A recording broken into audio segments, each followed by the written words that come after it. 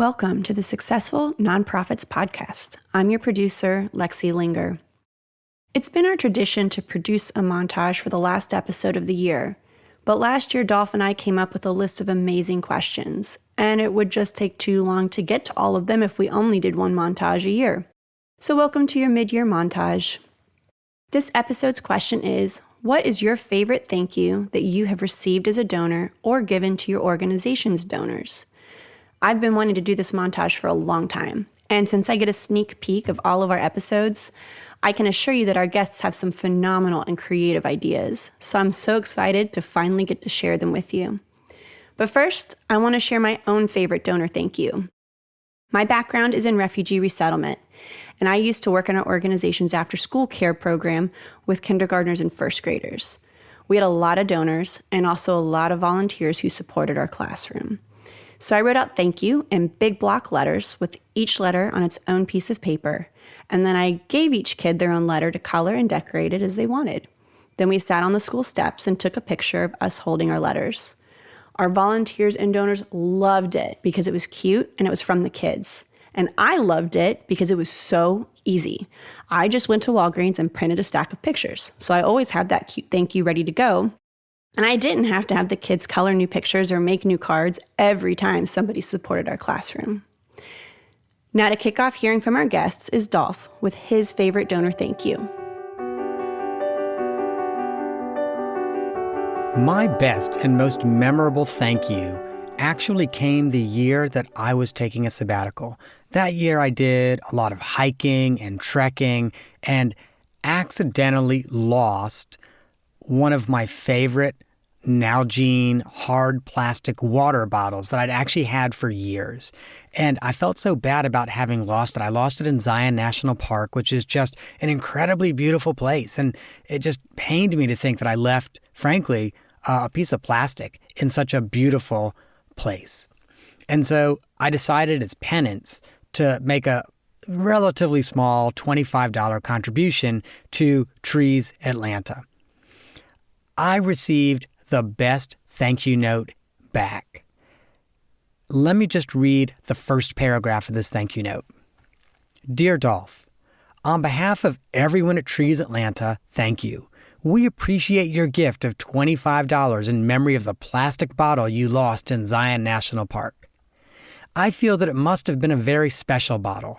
By now, it may likely be floating down the mighty Colorado River or possibly washed up on a slick rock beach on the banks of Lake Powell. Regardless, I am sorry for your loss, but thankful for the laugh you gave me. Your gift will enable us to plant and care for trees in the communities most in need of tree coverage through our forest restoration and neighbor woods volunteer programs. What I loved so much about this thank you note is that, again, first of all, this was a very small contribution, and someone actually took the time and trouble to read the letter that I'd sent in about why I was making the contribution, and then write an actual paragraph directly to me. The rest of the letter is kind of the boilerplate, but I could tell that someone had sat down and wrote me a thank you letter.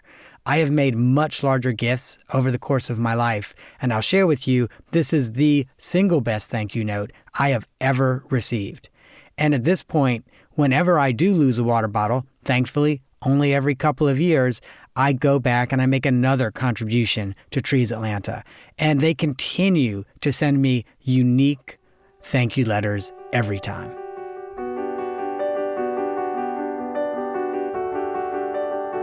Listeners, one of my favorite conversations of last year was with Ben Dubin-Thaler of BioBus. You may remember we had an incredible fun conversation about BioBus, which is a really neat organization, but what we were talking about was vehicles and both the pros and the cons, what your organization should be considering when it's thinking about buying a vehicle that it's going to use in programs. So Ben, what is your best donor thank you? Dolph, I got to give you and Sandy Reese credit for this one because I learned this one from your podcast. But the most effective and most fun donor thank you has been the idea of sending a video of recording myself just with my cell phone, just saying thank you, saying a couple of things to the donor, and just hitting send. And that's just been so fun to do and easy to do, and just super, super, super fun for the donor as well. That's awesome. Thank you. We've had Daria Torres on the podcast twice. She was on the episode Engineering Equity into Your Organization, and she also more recently came on to talk about governance trends for 2022. Daria, what is your best donor thank you? Dolph, I love this question because it's prompting me to think back over the years and so many organizations that have shown their appreciation for gifts and contributions. So I'm thinking personally versus clients, if that's okay. The two that I've thought of, because it's hard to pick between these two, one is from the Coca-Cola Scholars Foundation. They gave all of their donors who contributed back at the legacy circle level. I'll explain what that means if you'd like. A custom painting by Steve Penley with the Coke bottle shape kind of hidden within the painting. So that was such a treat to receive that work of art to hang up in my office. And then secondly, the University of Virginia, as a recurring donor there, and of course as an alum, send a personalized happy birthday message. So it's nice sometimes to get a thank you message off cycle. It's not immediately coming right after your gift. Of course, you get the standard letter and acknowledgement, but to then have something come on your birthday as well as a donor, and that recognition and acknowledgement outside of the typical cadence was a nice thing as well. That's incredible. And real quick, throughout our conversation, I kept looking at that artwork behind you going, that looks so amazing. Where did you get it? That is the perfect thank you, as is the birthday recognition.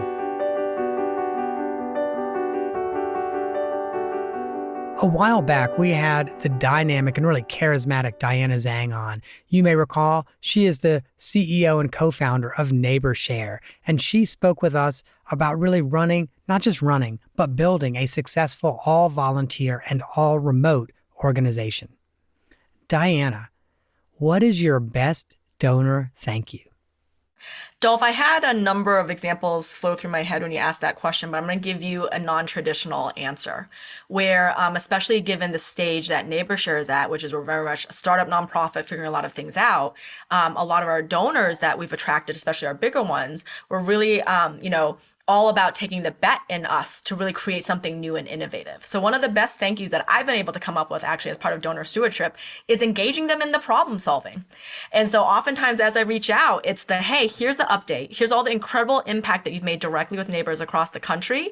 And then at the same time, can I also grab an hour with you? Because I have 2 or 3 strategic questions that I got to pick your brain on. And given sort of your background, et cetera, I respect your problem solving capabilities to help do that. And it's been a really effective way, both for me to get great answers to my problems, but a really effective way for our donors to really feel truly engaged in not just the making direct impact at the pure outcome level, but in the now they're involved in the guts of what it means to build part of an exciting, innovative startup.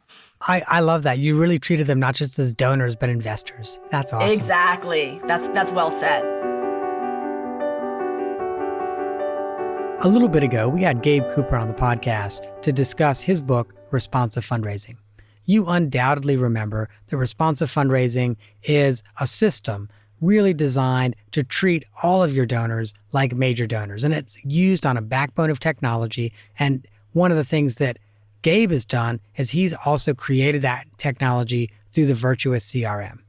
Hey, Gabe, will you please describe the best donor thank you?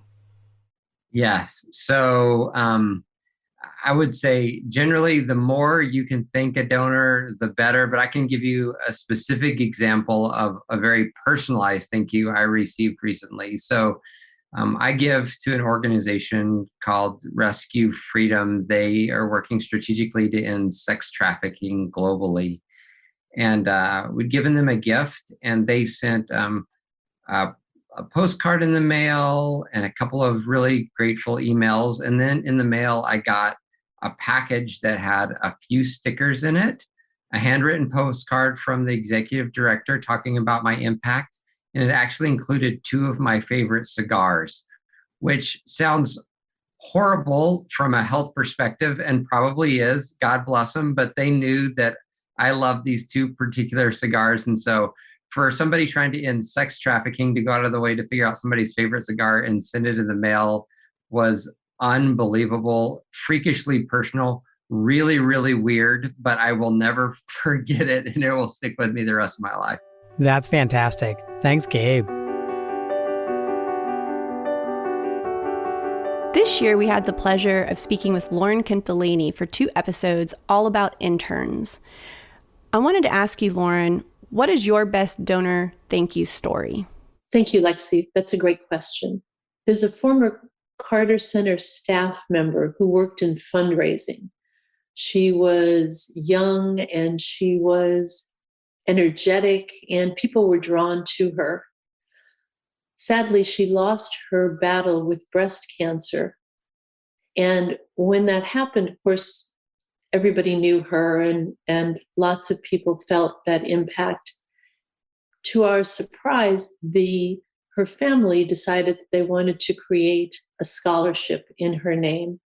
And they wanted that scholarship money to go to interns. They developed a scholarship program so that each session, one of the selected interns benefited. And to this day, her family still makes the decision as to who should receive that award. So in the appointment letter, we talk about, if you want to apply for this scholarship, here's where you find the information.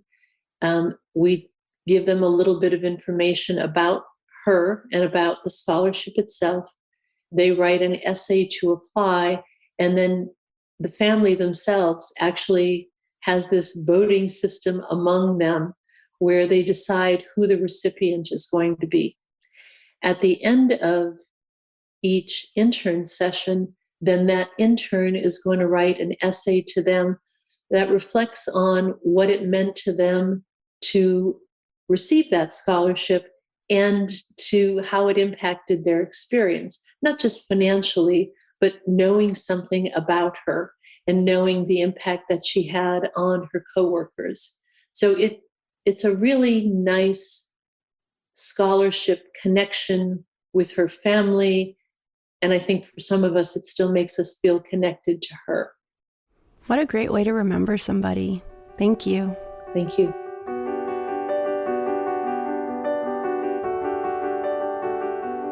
Neil Malhotra came on the podcast a while back and talked about his book, HBR, Frontiers in Social Innovation. And also, by the way, a book that is now out, Leading with Values. We had a great conversation. You may recall Neil is a Stanford professor, the director of the Center for Social Innovation at Stanford, and teaches some incredible classes, including Leading with Values, Ethics and Management, and also a class on measuring impact. Neil, what is the best donor thank you have received? Well, I can maybe tell you one I've given, and let your listeners bear with me, but it's a story that happened yesterday. So in my daughter's school, the third graders partner with kindergartners, and the third graders are mentors in a project they do. And my daughter, when she was a kindergartner, had a great third grade partner. And now she's in third grade, and she did an amazing job with her kindergarten partner, and the teacher gave me feedback. So I told her, thank you for paying it forward. And she was blown away by the concept, which is she couldn't pay back her mentor, but she could pay it forward to her kindergarten buddy. And so whenever I'm with a donor, I always thank them for paying it forward. And I think even though it's a cliche now, I think it is so much truth to it that it's so hard to pay people back for things, but people always have opportunities to pay it forward. And that's what I really think the donor community is trying to do, is they were helped at an early age usually, and they're now using their privilege and resources to help others. I love the way you approach that question. Thank you.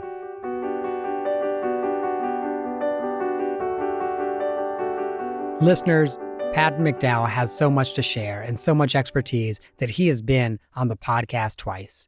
He is an extraordinary fundraising consultant, leads a mastermind group for nonprofit leaders, has a podcast that is called Your Path to Nonprofit Leadership, and also a book that has come out this year. So, Patton, what is your best donor thank you? Dolph, the best donor thank you I've seen is an invitation to your community's National Philanthropy Day celebration. Many communities have this or some variation of a public recognition of generosity in the community. And so I found an organization that did a wonderful job.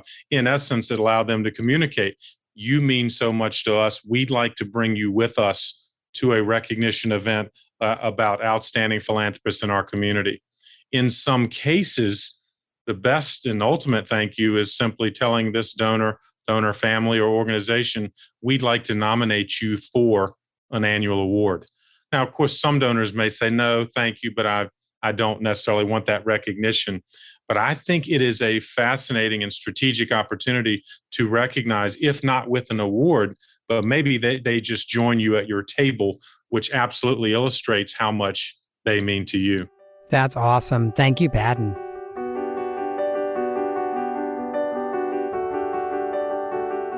Chantel Chambliss is a fundraising guru and an organizational development guru. She has strong experience in the for-profit sector, but somewhere along the way pivoted her consulting practice to really focus on nonprofits, especially nonprofits in their first 5 years. And that's in part because she founded a nonprofit and learned so much in those first 5 years. Hey, Chantel, what is your best donor thank you? The best donor thank you is actually a thank you that I have received. It was a thank you from the YWCA. It was a beautiful, beautiful picture of the children that were in the program I was supporting, where they're all holding thank yous that they've drawn and created. And these are all children from underserved communities, children who have kind of been discounted by the community. You know, they're behind grade levels and things of that nature. So to see these beautiful works of art that they all pose with to send me this thank you and all these handwritten notes from these children, I mean, I literally, that picture sits in my office to this day. That thank you was about 5 years old. But it was one that reminded me of why the work that I do is important, why it's important, not just to say, I love this cause and I love what you're doing, but to invest and to put my money where my mouth is. It was a great reminder, one of my favorite thank yous, so adorable, that anyone who walks into my office, they're like, are those your children? I'm like, no, I don't have 12 kids. But it's an eye catcher. People love to see it. They love to hear the story behind it. And every time I walk into my office and I see that picture, it reminds me of why it's so important to make investments in the causes that I care about. A picture says 1,000 thank yous. Yes. TJ Muehlman was on the podcast several episodes ago to talk to us about avoiding the pitfalls of messy data and better visualizing your data for constituents. You may also remember that TJ is the creator of the database of nachos, the world's most awesome database. TJ, what is your best donor thank you? So we work with an organization called the Kula Project, and they are based in Rwanda, and they help female entrepreneurs learn how to become more effective coffee farmers. So it really speaks to a couple of things that I really love. One is helping females become more entrepreneurs, one addressing poverty through entrepreneurship. And they gave us some coffee and a coffee mug and a really lovely thank you note from one of the farmers. So it was like real coffee that these folks had farmed, and we drank it here at home, and it was lovely. And it felt meaningful because it wasn't just a thank you note.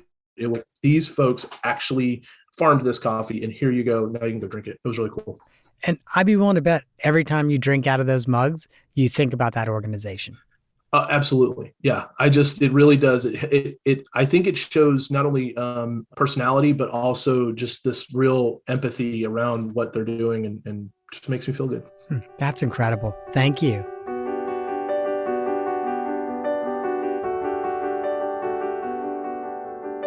Well, listeners, that's it for this montage. I hope you have gained some insight to help you and your nonprofit thrive in a competitive environment. And of course, I have to share the disclaimer. I am not an accountant or an attorney, and neither I nor the Goldenberg Group provide tax, legal, or accounting advice. Today's material has been provided for informational purposes only and is not intended to provide and should not be relied on for tax, legal, or accounting advice. Always consult a qualified, licensed professional about such matters.